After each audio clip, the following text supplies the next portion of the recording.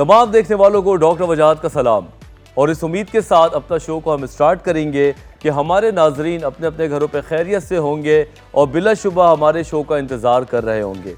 जनाब, मौसम में तब्दीली पूरे हफ्ते रही है, कभी धूप कभी छाँव, और इस उम्मीद के साथ मैं ये बात करूँगा कि हमारी फैमिलीज़ तमाम चीज़ों को एंजॉय करती है, लेकिन ख्याल करें अपना, और बारिशों के सीज़न में ख़ास तौर पर सड़कों पे बहुत ख्याल करें अपने बच्चों का और अपना, क्योंकि हादसा भी इन्हीं सीज़न में होते हैं। और इसके साथ साथ बहुत शुक्रिया अदा करते हैं अपने नाजरीन का जो हमारे शो को रेगुलर देख रहे हैं, पसंद कर रहे हैं और उसके साथ साथ हमें फ़ीडबैक देते हैं, क्योंकि फ़ीडबैक जब आता है तो हमें पता चलता है कि हमारे शो को लोग कितना सराह रहे हैं और मशवरे दे रहे हैं, और उसी वजह से हमारी टीम आने वाले टॉपिक्स को बनाती है। तो आज का भी टॉपिक नहायत अहम है, सीजनल है। गुज़श्ता कुछ अरसे से कोरोना की वजह से बड़े मसले थे, अब डेंगू ने अपना दोबारा सर उठा लिया है। तो आज हमने सोचा है कि हम बात करेंगे डेंगू वायरस के हवाले से, अगर किसी को हो गया तो क्या करें, कैसे बचना है, घर को कितना साफ़ रखें, किस तरीके से साफ़ रखें कि डेंगू से बचे रहें। पानी के मामले में बड़े मिसकॉन्सेप्शंस हैं, ढका हुआ पानी या साफ़ पानी या ठहरा हुआ पानी, इन तमाम सवाल के जवाब हम अपने एक्सपर्ट से लेंगे। तो जनाब, इसीलिए अपने गेस्ट को हम बुलाएंगे जो आपको ये बताएंगे कि अगर किसी को डेंगू हो गया है तो इलाज क्या किया जाए, ठहरा हुआ पानी, साफ़ पानी, ये तमाम चीज़ों के मामले में बड़े मिसकॉन्सेप्शंस हैं। तो हम आपको ये भी बताएंगे कि क्या डेंगू पानी से फैलता है और कैसे इसका एहतियात किया जाए। फैमिली में अगर कोई प्रेग्नेंट है और डेंगू हो जाए तो इलाज क्या किया जाए। सारे सवाल मैं अभी नहीं बताऊंगा, बहुत सारे सवालात हैं जो हम आपसे डिस्कस करेंगे। तो आप लोगों से इतनी गुजारिश है, हमारे शो को आखिर तक देखें। फ़िलहाल छोटा सा ब्रेक, हम यूँ गए और यूँ आए।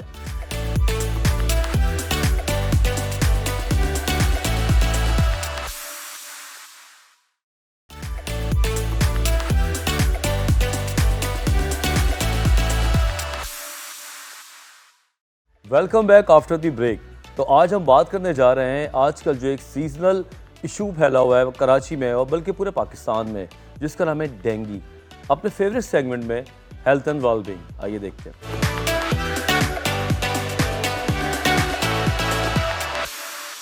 जनाब, फैशन की तरह बीमारी आती हैं और चली जाती हैं, लेकिन अफसोस ये होता है कि बड़ी जानें लेके जाती हैं। जिनको फ़र्क नहीं पड़ता, जिनके घर में अमवात नहीं होती, लेकिन उनके घरों में बहुत फ़र्क पड़ता है, जहाँ पे इन बीमारियों की वजह से अमवात होती हैं और ये लॉस ज़िंदगी भर नहीं भूलते। बड़े दुख के साथ ये बात करते हैं हम कि पाकिस्तान में भी ऐसी बहुत ज़्यादा चीज़ें हैं जो हम ना जानने की वजह से नुकसान उठाते हैं। तो इसी कंटिन्यूटी में आज हमने दो अपने एक्सपर्ट्स को बुलाया है। पहले मैं उनका तारुफ कराता हूँ और फिर अपने टॉपिक को हम स्टार्ट करेंगे। पहले मैं बात करूँगा डॉक्टर जावेद जब्बार साहब की, जो डायरेक्टर लेबॉर्ट्री तब्बा हार्ट इंस्टीट्यूट के। अस्सलाम वालेकुम जनाब। कैसे हैं आप? खैरियत से हैं? बहुत शुक्रिया, आपने हमें ज्वाइन किया और आप बताएंगे इस बारे में कि आजकल इस बारे में क्या हो रहा है। साथ साथ हैं हमारे Shaheen Asif, head of infection prevention and control department of Tabba heart institute. अस्सलाम वालेकुम। कैसी हैं शाहीन आप? अल्हम्दुलिल्लाह। आज मैं आप लोगों से बहुत सारे सवालात करने जा रहा हूँ, और जो हमारा पाकिस्तान में कोविड और कोरोना तो चल ही रहा है, साथ साथ डेंगू ने भी टच मार दिया है, और ये टच इतना कोई अच्छा नहीं है। तो मैं बल्कि आपसे पहला सवाल यही करता हूँ कि डेंगू के मामले में बहुत सारा मिसकॉन्सेप्शंस भी हैं। लेट्स स्टार्ट फ्रॉम देयर कि डेंगू होता क्या है। डेंगू एक्चुअली एक इन्फेक्शस डिजीज़ कहते हैं आप इसको, और एक बीमारी है जो कि एक ख़ास किस्म के मॉस्किटो से, मच्छर से फैलती है, और ये वायरल डिजीज़ है। ये जहन में रखें सब लोग कि ये एक वायरल डिजीज़ है, ये बैक्टीरियल डिजीज़ नहीं है, वायरल है, वायरल डिजीज़। ठीक है। और ये मच्छर, जिस तरह मैंने कहा कि मच्छर से, ये काटने से फैलती है, और इसके जो बेसिक सिम्टम्स हैं वो फ्लू लाइक सिम्टम्स होते हैं। फ्लू लाइक सिम्टम्स से कहते हैं कि बॉडी एक, फीवर, हेडेक, नोज़िया, रैश, इस तरह की चीज़ें होती हैं जो कि ज़्यादातर डेंगू के साथ होती हैं। तो तस्वर ये किया जाता है हमारे यहाँ कि बीइंग अ डॉक्टर मैं भी देखता हूँ कि डेंगू हुआ या बुखार हुआ, हम अपने हिसाब से एंटीबायोटिक ले लेते हैं। तो वायरस में एंटीबायोटिक और बैक्टीरिया में एंटीबायोटिक, तो ये तो फिर डॉक्टर के पास ही जाना ज़रूरी है, खुद से तो नहीं कर सकते हम। हाँ देखिए, इसके अंदर ये है कि जिस तरह के एक फ्लू लाइक सिम्टम्स होते हैं, फीवर होते हैं, वो आप घर पे भी ट्रीट कर सकते हैं, लेकिन एंटीबायोटिक नहीं लें। कोई एंटीबायोटिक नहीं, क्योंकि ये बैक्टीरियल नहीं है, ये वायरस है, और वायरस का कोई भी इफेक्टिवनेस नहीं है अगेंस्ट फॉर द एंटीबायोटिक्स। तो इसलिए एंटीबायोटिक नहीं लेने चाहिए। ठीक। एक सवाल है शाहीन, बड़ा दुख होता है। आज मैं बहुत थोड़ा सा टची भी होकर बैठा हूँ, क्योंकि जिन्ना हॉस्पिटल में भी हालात काफ़ी सख्त हुए हैं, कोरोना, ये वो, डेंगू। पाकिस्तान में ये डेंगू अभी तक इतना कॉमन क्यों है? दूसरे ममालिक में कंट्रोल हो गया है, आपको क्या लगता है?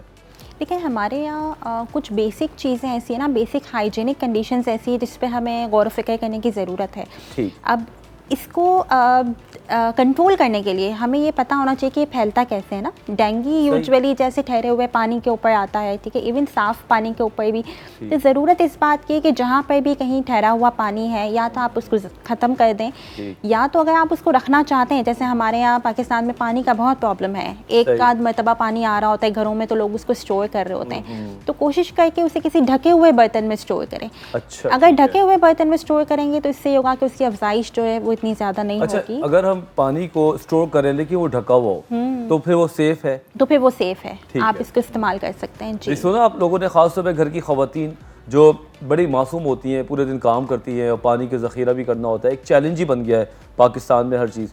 तो पानी को ढक लें, ढकना लेने में कंजूसी ना करें, क्योंकि खुला हुआ पानी होगा तो उसमें ना सिर्फ डेंगू, बल्कि कुछ अर्से पहले एक निगलेरिया वायरस भी आया था जो ठहरे पानी में होता है और जो बहुत जल्दी जान ले लेता है। तो ठहरा हुआ पानी रखें, लेकिन ढक के। ये पहला प्रिवेंशन है इनका। और ये ढक्कन और इन चीज़ों की अगर इन्वेस्टमेंट है तो ये काफ़ी यूज़फुल है एज़ कम्पेयर टू अगर आपको डेंगू हो जाए और उसके ट्रीटमेंट पे आप जाएं। ट्रीटमेंट तो सफरिंग अलग है, ट्रीटमेंट तो वैसे है ही नहीं, लेकिन उसकी सफरिंग इतनी अलग है और फिर सारी इतनी परेशानी है। तो उससे बेहतर है कि अगर हम इन छोटी छोटी चीज़ों पर अगर हम गौर फिक्र कर लें, क्योंकि ये बहुत ज़्यादा तो नहीं करना है, इसमें बहुत कम चीज़ें हैं। जैसे मच्छर की अफजाइश को रोक लें, इस बात का एहतमाम करें कि मच्छर की जो है वो मॉस्किटो रेप्लिकेंट हो हमारे पास। अगर हम किसी खुली जगह पे बैठे हैं तो वहाँ पे कॉइल का इस्तेमाल हो रहा हो। बस इन चीज़ों का ख्याल रख लें, तो अगर जहाँ मच्छर नहीं होंगे वहाँ पे डेंगू नहीं होगा। बस मच्छरों को भगाना सबसे बड़ा चैलेंज है। डेंगू का इलाज मच्छरों को भगाने से स्टार्ट होता है। अच्छा, दोबारा मैं आपकी तरफ आता हूँ जावेद साहब, 14 साल का आपका एक्सपीरियंस है और लेबॉर्ट्री के आप हेड भी हैं, काम का तब्बा में जो कि बिजिएस्ट एरिया है। मुझे ये बताएं कि पाकिस्तान में इस वक्त डेंगू की क्या सूरत हाल है, कितने लोग आपके पास आ रहे हैं? देखिए, ओवरऑल जो कराची की बात करते हैं तो कराची में जो अब तक इस सीज़न में जो केसेस हैं वो 500 से ज़्यादा केसेस हैं जो कि रिपोर्ट हुए हैं। अच्छा। और इनमें अगर आप देखें पंजाब जो हमारा एरिया है पंजाब का, उसमें इन्फेक्शन का रेट वो बहुत काफ़ी ज़्यादा है तकरीबन। और मेजॉरिटी जो है ये, क्योंकि अर्बन और एरियाज़ में ये ज़्यादा डेंगू ग्रो करता है, तो लाहौर पंजाब में और कराची में, सिंध में और कराची जो है वो मेन इफ़ेक्टेड हुए हैं इससे। और हर साल ही इस तरह का आपको रेशो मिलता है। ठीक है। इसके अलावा अगर आप देखें खैबर पख्तूनख्वा में, तो KPK में भी आपको ये नज़र आएगा कि ये काफ़ी तेज़ी से बढ़ रहा है। कराची में जो है वो 38 केसेस इन 24 आवर्स रिपोर्ट हुए हैं। इसी तरह आप पंजाब की तरफ जाएंगे तो 100 and 160 केसेस जो हैं वो रिपोर्ट हो रहे हैं। पंजाब में काफ़ी है। मतलब इस तरह से चीज़ें बढ़ रही हैं। और ये मैं बताऊंगा आपको कि ये ड्यूरेशन जो है ना, ये है मॉनसून सीज़न का। बिल्कुल, इसमें ज़्यादा जो है ना वो इन्फेक्टेड होते हैं पेशेंट लोग जो है डेंगू से। और इसके लिए जैसे शाहीन ने आपको बताया है कि हम प्रिवेंटिव मेजर्स ले सकते हैं, ज़्यादा से ज़्यादा उसी से बचा जा सकता है। जैसे कि आपने मच्छरदानी का इस्तेमाल करना है, फुल स्लीव्स के ख़वातीन ख़ास तौर पे जो है, और मर्द जो भी हैं जो बाहर जाते हैं उनको फुल स्लीव्स के जो है वो कपड़े पहनने चाहिए। और डे टाइम में अगर देखा जाए तो अपने बेसिक एक्शंस को चेंज करना है, जो कि इतने मुश्किल नहीं होते। बिल्कुल।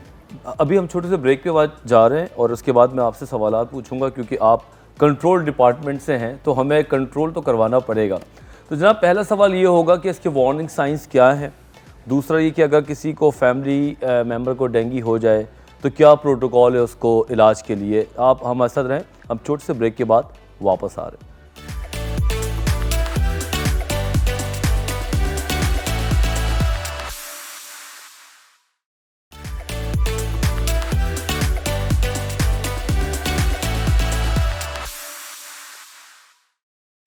Welcome back after the break. जनाब, बात हो रही है डेंगू वायरस की। हमने मिल के इसको हराना है और हराने के लिए वाइटल्स बिहेवियर्स को चेंज करना है। सीट बेल्ट लगाना इतना बड़ा नहीं काम होता, लेकिन हमसे वो नहीं लगती। सिग्नल पे खड़ा होना हमसे बर्दाश्त नहीं होता। इसी चीज़ में हम डॉक्टर्स परेशान रहते हैं कि हम अपने अवाम को, हमारे लोगों को हम कौन से वो एक जादू की जनाब एक छड़ी घुमाएं कि वो चेंज हो जाए। बहरहाल इसी कंटिन्यूटी हम बात करने जा रहे हैं। रोल आपका कंट्रोल करने के लिए क्या है और आप आवाम से क्या चाहते हैं कि डेंगू को कंट्रोल करने के लिए क्या कंट्रीब्यूशन हो? बस वही बात है कि हमें अपने बेसिक जो चीज़ें ना बस उसको चेंज करने की ज़रूरत है और बहुत ज़्यादा कुछ नहीं करना है। जैसे कोई ऐसे रॉकेट साइंस नहीं है कि हमें बहुत सारी कोई इमदाद लेने की ज़रूरत है, ऐसा नहीं है। बस हमें अपना ख्याल रखना है, ठीक है। कंट्रोल करने का सबसे अच्छी चीज़ ये होती है, वो कहते हैं कि अगर हम अपने ऊपर चीज़ें ठीक कर लें, यानी अगर मैं खुद अगर लॉन्ग स्लीव से कपड़े पहन लूँ, अगर मैं यहाँ पे अगर कोई मॉस्किटो एप्लीकेंट कर लूँ, इस बात का ख्याल रखूँ कि यहाँ पे मच्छर ना हो, तो मैं तो सेफ़ हो ही जाऊँगी ऑटोमेटिकली। मैं यहाँ के सारे लोगों को सेफ कर दूँगी। सही बात। तो this is very important in dengue as well.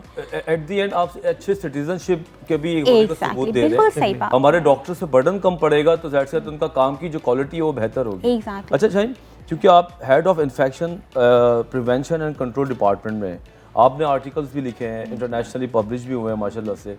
तो इंटरनेशनली हम एक आपसे बात करते हैं कि मलेशिया में मैं गया, सिंगापुर में गया, काफ़ी टाइम गुजरा है मेरा, लेकिन वहाँ पे डेंगू होना बड़ा कॉमन है और लोग कहते हैं कि हाँ डेंगू हुआ था और ठीक हो गया। शरह अमवात इतनी नहीं है, लेकिन यहाँ पे किसी को डेंगू हो जाए तो उसके लाले पड़ जाते हैं, उसके लिए ज़िंदगी मौत का सबब बन जाता है। इसकी क्या वजह क्या है, क्या फ़र्क महसूस करते हैं? एक तो इसमें 2-3 बातें हैं जो मैं इस पे बताऊंगी। सबसे पहला ये कि एनवायरनमेंट आपका कितना क्लीन है, ये सबसे ज़्यादा इंपॉर्टेंट है, ठीक है। हमारी इन्वायरमेंटल हाइजीनिक कंडीशंस अगर अच्छी हो जाएं तो फिर हम इस चीज़ पे बहुत अच्छे से काबू पा सकते हैं। क्योंकि देखिए इसकी ट्रांसमिशन हो कैसे रही है कि एक मॉस्किटो ने अगर किसी एक को बाइट कर लिया है, फॉर एग्जांपल अगर एक पर्सन को वो हो गया है डेंगू, तो किसी और को कैसे होगा? वो इसी तरह होगा, क्योंकि ये कंटेजियस तो नहीं है, एक से दूसरे में तो नहीं लगेगा। फॉर एग्जांपल इनको हुआ है तो ये तो इनको नहीं लगा पाता, ठीक है। जैसे कोविड है, एक से दूसरे को लग रहा है, ये ऐसा नहीं है ये। अब अगर यहाँ मच्छर हैं तो वो इनको बाइट करेंगे और फिर उससे इनको करेंगे ना, ठीक है। लेकिन अगर मैं यहाँ मॉस्किटोज को ही कंट्रोल कर दूँ तो फिर तो सिर्फ एक ही पर्सन इन्फेक्टेड रहा ना, बाकी लोग तो नहीं रहे। तो अगर हमारी इन्वायरमेंटल कंडीशंस अच्छी हो जाएं तब हम इस पे काबू पा सकते हैं। दूसरी बात इसमें इम्पॉर्टेंट ये है कि इसमें जो प्रॉब्लम्स हैं वो ये है कि किस तरीके से हम इसको ट्रीट कर रहे हैं, ठीक है। ये बहुत इंपॉर्टेंट है। फॉर एग्जांपल इसको अगर हम आम ज़बान में समझाना चाहें तो ये ऐसे होता है कि जैसे अगर हमारी शरियानें हैं, ठीक है, ब्लड की, उसमें अगर डेंगू हो गया है तो जैसे कोई पानी की बोतल हो, हम उसमें छोटे छोटे सुराख करते हैं तो उसमें से पानी निकलने लगेगा ना। तो हमारी बॉडी में भी यही होना शुरू होता है, पानी निकलता है, नालियों में हल्के हल्के सुराख हो जाते हैं जिसके से ब्लड लॉस होता है। ब्लड नहीं, पानी की मिकदार खत्म हो जाती है और साथ में प्लेटलेट्स निकलना शुरू हो जाते हैं। ओके, तो ये दो प्रॉब्लम्स हो जाते हैं। प्लेटलेट्स कम हो गए जी, इस वजह से हो रहे होते हैं। अब हम उसके लिए करते क्या है, प्लेटलेट्स कम हो रहे होते हैं, हम ज़्यादातर प्लेटलेट्स की तशखीस कर रहे होते हैं, प्लेटलेट्स कितने कम हुए और हमारा सारा ध्यान उस पर होता है। लेकिन इसके बरक्स हमें ये भी देखना चाहिए कि वाटर लॉस कितना हो रहा है उसको ट्रीट करने के लिए, ठीक है। जैसे अगर हम डेंगू को देखते हैं तो एक तो सिंपल डेंगू जो अभी आपने कहा, लोग बिल्कुल ठीक हो जाते हैं, ठीक है। लोग 2 से 7 दिन में ठीक हो रहे हैं, 7 से 14 दिन में ठीक हो जाते हैं, लेकिन वो मज़ीद बिगड़ता उस वक्त है जब वो वाटर रीफिल नहीं होता। आई सी। तो हमारे यहाँ ये अवेयरनेस नहीं है कि एक्चुअली प्रॉब्लम कहाँ है। हम हमेशा प्लेटलेट्स पे फोकस करते हैं, अच्छा आप 170 के थे, अच्छा आप 150 के हो गए, अच्छा 120 के हो गए, कम हो रहे हैं, तो हम घबराना शुरू हो जाते हैं। बिल्कुल। लेकिन वो जो वाटर लॉस हो रहा है प्लेटलेट्स के साथ, हमें उसको रिफिल करने की ज़रूरत है। जैसे अभी अगर हम डाइट पे बात करेंगे डॉक्टर साहब, तो वो आपको बताएंगे कि वो ऐसे कौन से वाटर इंटेक्स हैं जो हम लें ताकि वो इलेक्ट्रोलाइट्स, वो नमकियात की कमी पूरी हो, और फिर हम उसके सेकेंडरी जो उसके हेमरेज हो जाता है या शॉक की कंडीशन है, हम उस पर एंड अप ना हो, तो हम उसी पे ठीक हो जाएंगे। तो अगर हमें ये अवेयरनेस हो गई तो हमारे मुल्क में भी लोग जल्दी ठीक हो जाएंगे। बिल्कुल, इंशाल्लाह ताला हमें इतनी अवेयरनेस हो और प्लेटलेट्स के अलावा मज़ीद चीज़ों पे भी हमने रखना है। यही मेरा अगला सवाल है डॉक्टर साहब आपसे कि किसी को अगर डेंगू होता है या होने का ख़दशा है किसी को घर में, वार्निंग साइंस क्या है, कौन सी चीज़ें फैमिली को आप बताना चाहेंगे? देखें, अगर कोई फैमिली मेम्बर्स को अगर डेंगू हो जाए तो मैं कहूँगा सबसे पहले तो तशख़ीस होना ज़रूरी है। पहले वो तशख़ीस कंफर्म करें कि ये डेंगू है। अगर वो डेंगी है कैसे पता चलेगा? देखिए खुद से पता चलेगा या हॉस्पिटल जाना पड़ेगा? देखिए सिम्टम्स जो यूजुअली सिम्टम्स जैसे मैंने आपको पहले बताया कि फ्लू लाइक सिम्टम्स होते हैं, फीवर होता है, आंखों के पीछे हेडेक, सर में दर्द होना और रैश होना, इस तरह के सिम्टम्स आने लगते हैं। और फीवर भी जो है वो 102 डिग्री का फीवर होता है यूजुअली। इन चीज़ों के साथ मैं ये कहूँगा कि जब आपके शहर में ये आउटब्रेक हो या इस तरह का कोई कंडीशन हो तो पहले पेशेंट को अपने तशख़ीस कराएं और जब तशख़ीस हो जाए इसकी कि ये डेंगी है तो फिर आपने कुछ प्रिवेंटिव मेजर्स लेने हैं अपने घर में। डॉक्टर साहब एक सवाल है मेरा आपसे, मैं चाहूँगा कि चैनल के थ्रू कौन से टेस्ट हैं, मतलब सेल्फ डायग्नोज करेंगे या बाकायदा टेस्ट करवाएंगे ताकि, क्योंकि आजकल तो कोरोना भी है, डेंगी भी है, फ्लू भी है, तो कैसे पता चलेगा कि हमें डेंगी है या कोविड हो गया है? देखिए डॉक्टर वजाहत बहुत अच्छा सवाल किया आपने। तशख़ीस के बहुत इम्पॉर्टेंट है ये, और हम ज़्यादातर लोग तशख़ीस नहीं करते। तो इसके लिए ब्लड टेस्ट कुछ अवेलेबल हैं जिसके अंदर एक टेस्ट होता है सिंपल, वो कहलाता है dinghy NS1 antigen. NS1 antigen कहलाता है। NS1 एंटीजन, हाँ, जो कि NS stand for non structural protein.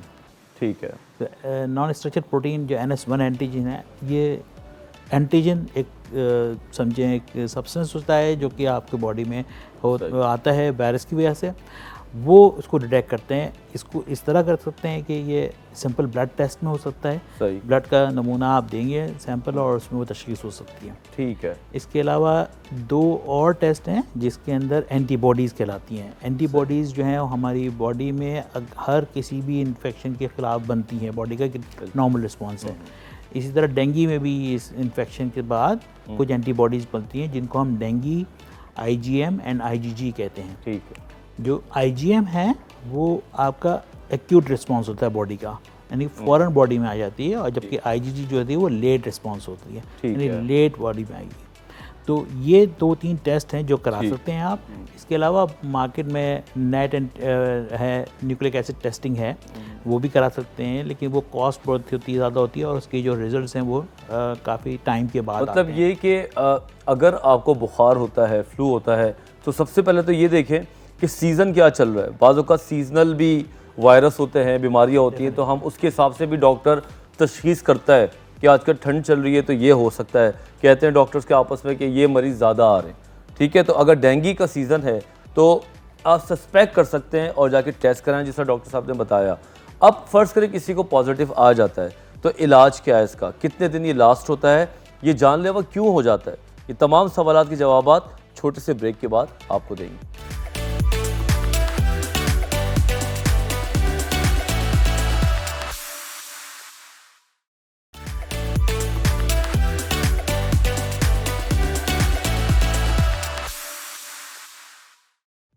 Pakistan में अमूमन जो हम डॉक्टर्स देखते हैं वो ये देखते हैं कि यहाँ पे हर कोई डॉक्टर बन जाता है। किसी को सिर्फ आप अपने सिम्टम्स बताएं, वो आपको इलाज वहीं पे दे देता है, तशख़ीस भी कर देता है।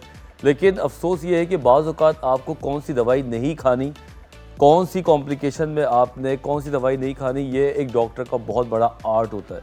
तो सेल्फ़ प्रिस्क्रिप्शंस पे कभी बिलीव ना करें और पड़ोसियों से मशवरे ना लें, क्योंकि ये मशवरे आपको बाज़ औक़ात आपकी जान भी ले सकते हैं। ऐसे कई वाक़यात हैं, कभी फुर्सत से मैं आपको सुनाऊंगा कि कैसे कैसे ख़तरनाक चीज़ें होती रही हैं। तो हम बात करेंगे डेंगी के इलाज की। फ़र्ज़ करें किसी को डेंगी हो जाता है, तो पहली बात ये मैं शाहीन आपसे पूछूंगा कि डेंगी कितने टाइम तक लास्ट रहता है, नॉर्मल भी और एबनॉर्मल भी? अच्छा, नॉर्मली जो डेंगी है वो 3 से 7 दिन होता है, अगर ज़्यादा ख़राब हो जाए तो 14 दिन मैक्सिमम। 14 दिन में वो ठीक हो जाता है। 3 से 7 दिन तो इतना ज़्यादा नहीं होता जी, ज़्यादातर लोगों को 3 से 7 दिन में ठीक होता है। अगर बहुत लंबा भी चले किसी को तो 14 दिन में ठीक हो जाता है, जो नॉर्मल वाला है, ठीक है। यानी कि आपको सिर्फ बुखार हो रहा है। क्या अलामत होती है, कोई जानलेवा अलामत होती है? नहीं, जानलेवा नहीं होती है उमूमन डेंगी में। शुरू में आपको फ्लू लाइक सिम्टम्स होते हैं, बुखार इसमें बहुत हाई ग्रेड होता है, ठीक है। जैसे अभी पहले आपने कहा था ना कि हमें कैसे पता लगेगा कि हमें डेंगी है या आम फ्लू है या क्या है, तो डेंगी में बुखार आपको ज़्यादा तेज़ होता है, ठीक है, 103, 104 तक का हो जाता है। और फ्लू लाइक सिम्टम्स होते हैं, नॉजिया, वॉमिटिंग, दर्द, जैसे सर ने बताया, तो वो चीज़ें आपको चल रही होती हैं। इसमें अगर आपने अपने पानी का और इन चीज़ों का ख्याल रखा तो आप 7 से 14 दिन में बिल्कुल ठीक हो जाएंगे, रिकवर हो जाएंगे। ठीक है, इस दौरान अगर आपके प्लेटलेट्स गिरे भी हैं तो वो दोबारा ठीक होना शुरू हो जाएंगे। ठीक है, 5 से 6 दिन वगैरह का भी कुछ जी, इसमें यह है कि होता ये कि 5 से 6 दिन में जो है वो डिक्लाइन होते हैं, प्लेटलेट्स कम होते हैं। ठीक है, लेकिन फिर जब 6 दिन पूरे होते हैं तब दोबारा से वो आहिस्ता आहिस्ता ऊपर आना शुरू हो जाते हैं प्लेटलेट्स। ठीक है, इसका मतलब है कि अब ये डेंगू रिकवरी स्टेज में है और 14 दिन में आप ठीक हो जाते हैं। सही है। अच्छा डॉक्टर साहब, एज से इसकी कॉम्प्लिकेशंस का कुछ है कि मतलब जवान आदमी को ख़तरा ज़्यादा है या किसी ज़ईफ़ आदमी को ख़तरा ज़्यादा है या दोनों के लिए सेम है? देखिए, ओल्ड एज में और अर्ली जो इन्फेंट्स जो होते हैं, छोटे बच्चे होते हैं, उनके अंदर ज़्यादा देखा गया है कि उनके सीवियरिटी ज़्यादा हो। अच्छा। वैसे ये कोई हार्ड एंड फास्ट नहीं है कि सिर्फ और सिर्फ इस एज ग्रुप के हों। कोई भी एज ग्रुप का जो कि हमने देखा है तो डेंगू हेमरेजिक फीवर जिसे कहते हैं, वो किसी भी एज में हो सकता है। सही। यहाँ मैं बताना ज़रूरी समझूंगा कि प्रेगनेंसी के दौरान बहुत ज़्यादा आपको प्रिकॉशंस लेनी होती है अगेंस्ट डेंगू। ओके। क्योंकि ये डेंगू जो वायरस है वो ट्रांसमिट हो सकता है बच्चे में। ओह। तो इस वक्त इस चीज़ के लिए बहुत जो है फीमेल को चाहिए कि अगर वो प्रेग्नेंट हैं तो प्रिकॉशन, हाँ, बहुत स्ट्रिक्ट प्रिकॉशंस लेनी पड़ेंगी इनके लिए और इनको लेनी भी चाहिए इसके लिए। एक अच्छा घर कैसा होना चाहिए इन चीज़ों को कंट्रोल करने के लिए? उस घर के अंदर क्या डिज़ाइन करेंगी आप? खवातीन को बताएं आप। सफाई निस्फ़ ईमान है। सफाई निस्फ़ ईमान तो है, लेकिन यहाँ तो इस ईमान पे कोई यकीन ही नहीं करता जब गंदे घर होते हैं। इस चीज़ के पीछे ना बहुत बड़ी रिसर्च है, मुझे कहना चाहिए कि सफाई वाकई निस्फ़ ईमान है। क्योंकि जिन चीज़ों के कॉन्सेप्ट्स हमें मिले हुए हैं, चाहे वो रिलीजियस पॉइंट ऑफ व्यू से हो या किसी भी एक आइडियल घर के पॉइंट ऑफ व्यू से हो, कि क्रॉस वेंटिलेशन होनी चाहिए आपके घरों में, गंदगी नहीं होनी चाहिए। तो ये जो कुछ पॉइंट्स है ना, जब भी सफाई करें तो क्लीन टू डर्टी करना चाहिए हमेशा। जैसे फॉर एग्जांपल अगर मुझे किसी भी कमरे को साफ़ करना है या इस टेबल पे एक तरफ चाय गिरी है और मुझे इस पूरे टेबल को साफ़ करना है, तो मुझे पहले चाय से शुरू नहीं करना होगा, हमेशा क्लीन टू डर्टी पे आना चाहिए। ठीक है, तो ये बहुत इंपॉर्टेंट है जब भी सफाई करनी है। ऐसा लगता है कि चाय हम पूरे टेबल पे फैला देते होंगे बाद में। तो हाँ, एग्जैक्टली यही होता है। अब जैसे जब खवातीन सफाइयाँ करती हैं, ठीक है, जब हम घर की सफाई करते हैं तो ये इंपॉर्टेंट होना चाहिए कि हम पहले वॉशरूम साफ़ करेंगे या पहले ड्राइंग रूम साफ़ करेंगे। ये बहुत इंपॉर्टेंट है। हम अपने मेट्स को कहते हैं, हाँ, हम अपने मेट्स को कहते हैं साफ़, कहते हैं नहीं बाथरूम गंदा है पहले उसको साफ़ कर लो, बाद में फिर बाकी का घर साफ़ करना। तो इससे ये होता है कि अगर हमने डर्टी चीज़ पहले कर ली साफ़, तो यानी हमारे कपड़े पे, हमारे ऊपर वो जर्म्स लग गए। अब चाहे तो हम सफाई कर रहे हैं दिखने में, लेकिन वो हम सारे माइक्रो ऑर्गेनिज्म फैला रहे होते हैं। जनाब, तो हम अभी यहीं पे रुकेंगे। सवाल मेरा आपके पास यही है कि एक हेल्दी घर कैसे डिज़ाइन करें, ये आप हमें बताएंगी। जनाब, ये तमाम ख़वातीन के लिए बल्कि मर्द हजरात के लिए भी ये एक पॉइंट होगा कि घर को साफ़ कैसे रखें जिसकी वजह से बीमारियाँ ना फैलें। तो आप लोग यहीं रहें, हम छोटे से ब्रेक के बाद वापस आ रहे हैं।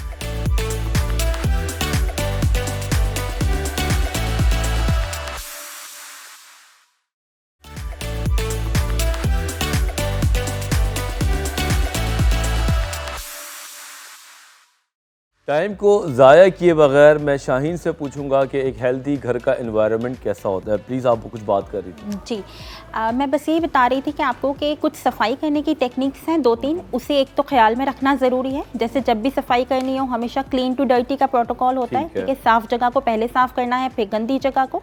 अगर अपने कमरे की सफाई करनी है तो टॉप टू बॉटम करना है, पहले ऊपर की चीज़ें साफ़ करनी है, बाद में नीचे की चीज़ें साफ़ करनी है। ठीक है, जो भी ऐसी चीज़ें हों जो हॉरिजॉन्टल सर्फेसिस हों, ठीक है, हमारे पास 2 तरह की सरफेस होती है, एक वर्टिकल चीज़ें होती हैं, एक हॉरिजॉन्टल होती है। हॉरिजॉन्टल चीज़ों पे ज़्यादा फोकस करने की ज़रूरत है, उसको ज़्यादा साफ़ करना है बनिस्बत वर्टिकल चीज़ों की। वर्टिकल चीज़ों पे बहुत ज़्यादा ऐसे माइक्रो ऑर्गेनिज्म नहीं लगते जो इन्फेक्शन कॉज करते हैं, तो इस बात का ख्याल रखें। दूसरी गलती जो हम करते हैं वो ये कि खाना बनाने के लिए बहुत मरतबा हम पानी भर कर किचन में रख लेते हैं। ठीक है, कि हम खाना बनाते हुए उसको इस्तेमाल करेंगे, तो ऐसे खुले हुए पानी में जो है वो मच्छरों की अफजाइश बहुत ज़्यादा होती है, जैसे हमने पहले भी डिस्कस किया था। फिर कुछ पॉट्स हम रखते हैं, फ्लावर पॉट्स किचन के सहाने रखते हैं, घरों के बाहर रखते हैं, कोई गार्डनिंग करने के लिए रखते हैं, तो ये वाले पानी को भी मत ठहराव करें, चाहे वो साफ़ हों लेकिन उसमें भी इस मच्छर की अफजाइश होती है। बिल्कुल, जो हालात है गुज़श्ता 2 सालों से कोरोना से लेकर डेंगू, मैं ख़ुद भी यही लोगों को मशवरा देता हूँ कि अपने घर में कम से कम सामान रखें। चीज़ें ही कम होंगी तो सफाई करने में आसानी होगी, मेंटेन ज़्यादा कर सकते हैं आप, और जितना चीज़ें ज़्यादा होंगी तो जरासीम उस पर चिपकने के चांसेस ज़्यादा होते हैं। डॉक्टर साहब, आपकी तरफ मैं आऊँगा कि अब किसी को डेंगू अगर हो जाता है तो उसकी डाइट में कुछ चेंजेस आने ज़रूरी हैं या वो नॉर्मल खाना खा सकता है? देखिए, जैसे कि शाहीन ने बताया आपको कि इसमें हाई ग्रेड फीवर होता है और बॉडी एक होते हैं, तो पेन किलर के साथ साथ कुछ ग़िज़ा के लिए भी आपको रहना होता है, क्योंकि इसमें जो हमारे प्लेटलेट काउंट, जो कलिए हैं हमारे खून जमाने वाले, वो कम होते हैं। उसके लिए हमें कुछ ड्रिंक्स ज़्यादा लेनी पड़ती हैं, मतलब वो सिट्रस ड्रिंक्स जैसे कि ऑरेंज हो गया जूस या लेमन जूस हो गया या पाइनएप्पल जूस का इस्तेमाल ज़्यादा करें और पानी की मकदार बढ़ाएं। ठीक है। मुझे किसी ने इंस्टाग्राम पे ये पूछा था, जनाब मैं आपसे मुखातिब हूँ, जिन्होंने पूछा है कि पपीतों के पत्तों से डेंगू बेहतर होता है, कि ये इस बात में सच्चाई है? देखिए, जो डेटा कहता है, जो रिसर्च कहती है, उसके जो पपाया जो लीव्स हैं, जो पत्ते हैं, वो उनका रोल प्लेटलेट काउंट को बढ़ाने के लिए बेहतर है। ठीक है, मतलब अच्छा है। हाँ, वो आप डेंगू के साथ इसका अच्छा रोल है, तो पपाया भी जो है लीव्स हैं वो इस्तेमाल करना चाहिए। थोड़े से और 2-3 सवालात हैं, कोई पूछूंगा, वरना फिर हमारे लोग कहते हैं कि आपने हमारे सवालात नहीं पूछे। जनाब, एक सवाल हमारे पास आया था, वो ये कि प्लेटलेट्स किस फ्रूट से बढ़ते हैं डेंगू के पेशेंट के? कुछ है आइडिया, ऐसा कुछ होता है? सच जैसे अभी डॉक्टर साहब ने बताया, आप सिट्रस फ्रूट का इस्तेमाल करें, ये जो नींबू है, ऑरेंजेस हैं, इन्हीं चीज़ों का। और साथ में ये पपाया के लीव्स पे बहुत रिसर्च हुई है लास्ट 5 इयर्स में। ओके। और उन्होंने ये दिखाया है कि ड्रेस्टिकली बहुत अच्छे से इंक्रीज होते हैं प्लेटलेट काउंट इससे। तो इसका इस्तेमाल करना। ठीक है। आप बनानास के बारे में कुछ है, रिसर्च है कुछ? केले स्पेसिफिकली बनाने के लिए नहीं है, लेकिन बनाना एक गुड सोर्स है विटामिन के और विटामिन सी की, तो बनाना लेने से ये इफेक्टिव है। ओवरऑल एक ओवरव्यू में बेहतर है। एक चीज़ सवाल है कि मेरी वालदा को डेंगू हुआ था, अब वो ठीक हो रही हैं, कुछ ड्रिंक्स पूछ रही हैं, कुछ ख़ास ड्रिंक्स होते हैं इसके? हाँ। या नॉर्मल ड्रिंक्स ले सकते हैं? देखिए, अगर ड्रिंक्स जो इम्यूनिटी आपकी बूस्टअप करें, उसके अंदर मैंने जैसा बताया कुछ कि citrus fruit, vitamin C, vitamin जो जिसमें ज़्यादा हो, जैसे कि लेमन जूस हो गया, ऑरेंज जूस, पाइनएप्पल जूस। ठीक है। और कभी कभी वो भी क्या कहते हैं, वेजिटेबल जूस, जो वेजिटेबल जो होती हैं वो, उसका भी आप पीना चाहिए। बड़े जी। और प्रोटीन डाइट अच्छी हो आपकी, प्रोटीन जो है वो लेना चाहिए। ठीक है। आखिरी सवाल है, हम आपके सवाल सारे पूछेंगे, क्विक जवाब दीजिएगा, फिर आप लोग से मैसेज भी लेना है कि सवाल मुझे वैसे थोड़ा फ़नी लग रहा है कि क्या डेंगू का पेशेंट नहा सकता है या नहीं नहा सकता? है तो ये सवाल भाई हमें जवाब देना पड़ेगा। नहीं, ये सवाल सही है और नहा सकता है, लेकिन ये किसी ने उस वक्त पूछा होगा क्योंकि डेंगू की वजह से बहुत सारे लोगों में बहुत वीकनेस आ जाती है, तो वो खड़े नहीं हो पाते हैं। तो अगर उनमें बहुत ज़्यादा वीकनेस आ गई तो वो स्पंज बाथ ले सकते हैं। ठीक है। ताकि वो फॉल ना हो, और अगर गिर जाए तो खुदा ना करे कोई इंजरी हो तो उससे ब्लीडिंग के चांसेस होते हैं। तो इस वजह से शायद किसी ने पूछा गया होगा कि किसी के असिस्टेंस अगर बहुत कमज़ोरी है तो, वरना वैसे नहा सकते हैं, डायरेक्टली कोई प्रॉब्लम नहीं है। डायरेक्टली कोई प्रॉब्लम नहीं है, किसी की हेल्प ले लें, किसी की असिस्टेंस कोई आपके घर में है तो आप उससे हेल्प ले लें, लेकिन नहा सकते हैं भाई, इतना परेशान ना हो। डेंगू है कोई इतनी कोई जानलेवा चीज़ नहीं है। बेसिकली बीइंग अ डॉक्टर मैं यही बातें कहता हूँ कि कोई चीज़ इतनी ख़तरनाक नहीं होती है अगर आप पहले से उसको काबू करें तो। एक छोटे छोटे से मैसेजेस अगर आप देना चाहें, आपके लिए कैमरा है प्लीज़। अपनी हिफाजत खुद कीजिए और इस बात का बहुत ख्याल रखिए कि आपके इर्द गिर्द पानी ना हो, चाहे वो साफ़ हो चाहे गंदा हो, क्योंकि उस पर मच्छर मक्खी जो भी चीज़ें बैठेंगी वो आपकी हेल्थ के लिए बिल्कुल भी अच्छी नहीं है। अपनी सफाई का ख्याल रखें, जैसे ही आप अपना ख्याल रखेंगे आप ऑटोमेटिकली बहुत सारे लोगों का ख्याल रखेंगे, तो इसलिए take care of yourself. Thank you so much, आप लोगों को बहुत शुक्रिया आए, और टाइम का पता नहीं चला, बड़ी तेज़ी से शो का टाइम चला गया, और शो का टाइम तो चला गया, लेकिन नाजरीन से हम गुजारिश करते हैं, हम तीनों, हमारी टीम और हमारा चैनल, कि पाकिस्तान में ऑलरेडी बड़े मसाइल हैं, और आप यकीन करें कि कोई भी एक महकमा उन मसलों को हल नहीं करता जब तक आवाम उनके साथ मदद ना करे। सफाई करने वाले आपकी गिनती के लोग सड़क पे आके सफाई करते हैं, लेकिन अगर आप गंदगी करने में कमी कर देंगे तो उनका काम आसान होगा। इसी तरह पेशेंट्स अगर घर में ही अपने ख्याल करें, सफाई का ख्याल करें, घर का कचरा गली में ऐसे ना फेंकें जैसे कि गली किसी गैर की है, पूरे की पूरी कम्युनिटी को साफ़ करने का प्लान करें, अपने दरवाजे के अतराफ़ को सफाई रखें, अपने घर को साफ़ रखें, तो आप यकीन करें एज अ डॉक्टर मैं आपको बताऊं कि पूरे के पूरे इलाके साफ़ रहते हैं और बीमारियों के चांसेस बहुत कम होते हैं। एक दूसरे को देख के भी जोश आता है। अगर कोई एक शख्स साफ़ रहता है, उसका लिविंग स्टैंडर्ड साफ़ है, तो पड़ोसी उसको फॉलो करता है। तो अपने आप को इन्फ्लुएंसर बनाएं, ना कि ये करें कि आप दूसरों की गंदी चीज़ों को फॉलो करना शुरू कर दें। साथ साथ अपनी सेहत का ख्याल रखें, सुबह टाइम पे उठें, रात को टाइम पे सोएं, थोड़ी सी एक्सरसाइज हर बीमारी के ख़िलाफ़ जंग लड़ती है, आपकी इम्यूनिटी को स्ट्रॉन्ग करती है। जितने भी ये छोटे मोटे मर्ज़ आ रहे होते हैं हमारी लाइफ में, अगर आपकी सेहत अंदर से ऑलरेडी मजबूत है तो बिलीव करें कि ये वैसे टकरा के आपके जिस्म से चले जाते हैं। उसके लिए आपको सिस्टम ऑन करना पड़ेगा अपनी फैमिली का। और साथ साथ बहुत शुक्रिया आप लोगों का जो हमारे शो को देखते हैं, पसंद करते हैं, इंस्टाग्राम पे और मुख्तलिफ़ जगहों पे आप लोग अपना फ़ीडबैक दे रहे होते हैं। टॉपिक्स आप हमें बताते रहें और यकीन करें कि सारे टॉपिक्स जो हैं हम आपके साथ शेयर करेंगे। अब आ गया है जाने का टाइम, तो इंशाअल्लाह ताला नेक्स्ट संडे 11 बजे डॉन न्यूज़ पे दोबारा हाजिर होंगे अच्छे टॉपिक के साथ। जब तक के लिए अल्लाह हाफ़िज़।